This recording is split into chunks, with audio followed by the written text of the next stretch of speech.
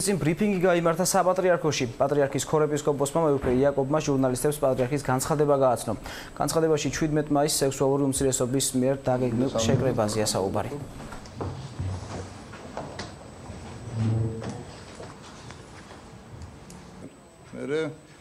საქართველოს კათოლიკოს პატრიარქის განცხადება.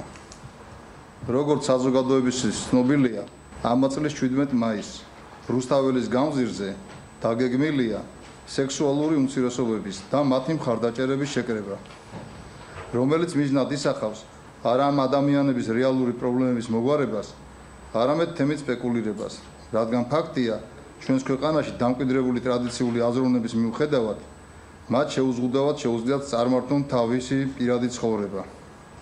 ფაქტია ისიც, რომ არის ზოგად საკაცობრიო ღირებულებები, რომლებიც საერთოა ყველა დროსა და სივრცეში. მათ შორისაა ზნეობრივი კანონები.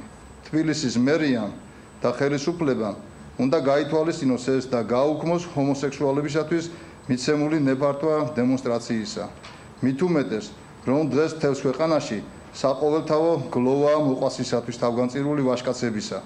შევნიშნავ იმასაც, რომ საერთაშორისო კონვენციები ცალსახად იძლევიან იმის უფლებას, რომ საზოგადოებრივი ინტერესების გათვალისწინებით უწესრიგობისა და დანაშაულის თავიდან აცილების, სხვათა უფლებებისა და ღირსების დაცვის მიზნით შეიძლება შეიზღუდოს გამოხატვის თავისუფლება.